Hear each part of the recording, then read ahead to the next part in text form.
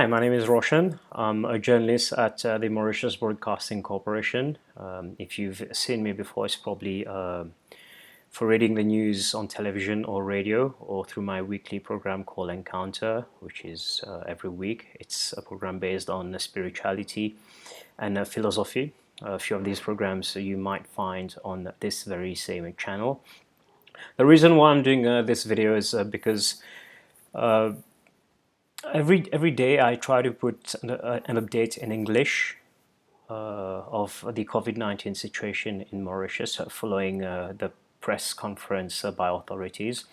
And given that there is no news in English at the moment, whether it is radio or television, so I try to translate for the English-speaking community, and many people have reached out to me for a short video. So I'm going to do exactly that.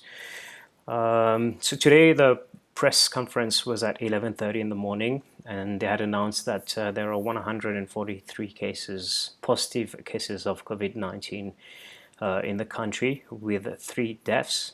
Unfortunately, up to now, this evening, it's 11 o'clock.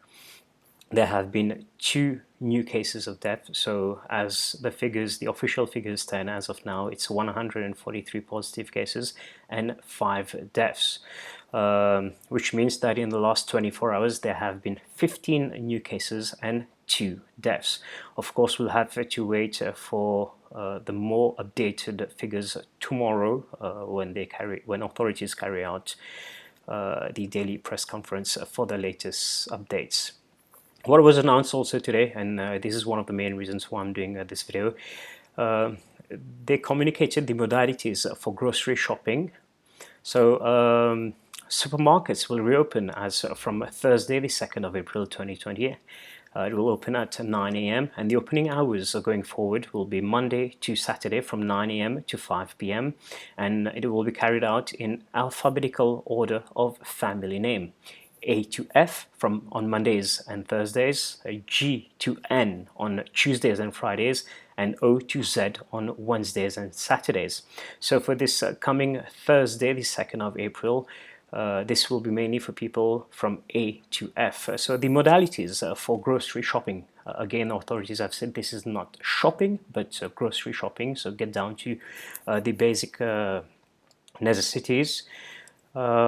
Customers going to the supermarket will have to present their national ID. That's for locals, and for expats, you will have to either present your passport or a proof of your work permit. Failure to do so, access will be denied otherwise, and that's for locals and foreigners. When going to the supermarket, the wearing of masks will be mandatory. Children will not be allowed in supermarkets for very obvious reasons.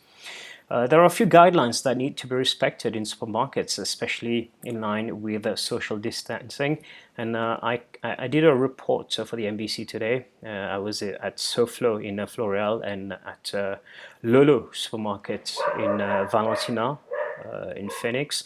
I could see that there were floor markings, and there were many other precautions they have undertaken to avoid any further contamination of the virus. So I'll just go over quickly over the guidelines that have been communicated earlier today. So only one customer will be allowed in, and only one trolley. People, of course, that's a personal request, is to bring your own shopping bags, the foldable, reusable ones. You can keep it in your trolley and then use it when you take your grocery shopping back home. That's to avoid the use of plastic bags. Also, trolleys will be cleaned before being given to customers. At the entrance of the supermarket, customers will be given gel to hand sanitize. And of course, staff of the supermarket will check the overall health condition of customers before being allowed in. They'll either take your temperature or have a look at your overall presentation, or both. Of course, instructions will be given at the entrance on how shopping will be carried out. It's either through posters or people will be giving out the instructions. One example of the instructions is that there will be single flow traffic, that is one-way system inside the supermarket. So if you're going around the shelves, if you've missed something, you'll have to go around. There will also be a limited number of customers allowed inside the supermarket to avoid crowding. From the two places that I went today, both of them mentioned about 30 to 35 trolleys. So 30 to 35 people will be allowed in at one time. So one person, one trolley will have to come out so that somebody else can go in. So my advice to you would be not everyone to just flock in early morning. You can also go in the afternoon, mid-afternoon, if you don't want to have too long queues.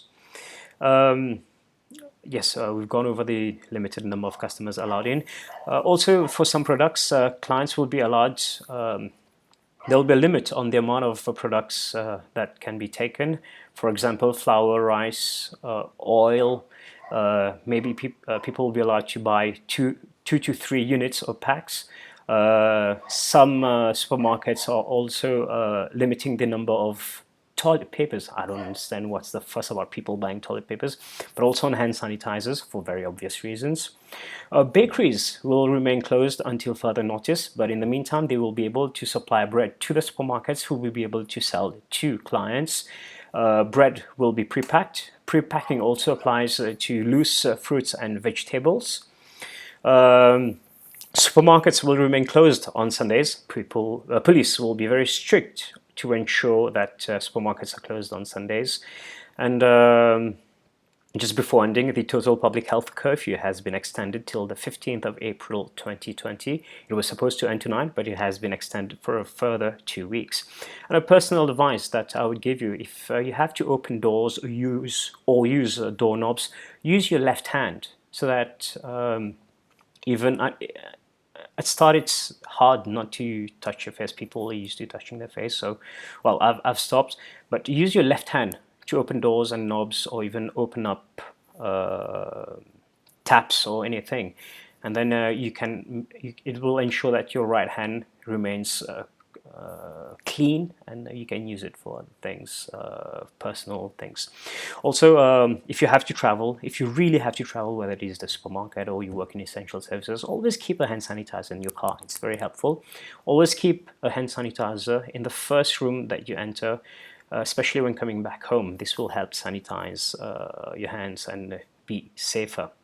That's all for today. I will try to keep up with these daily videos. I hope you find the content very helpful. Until then, goodbye.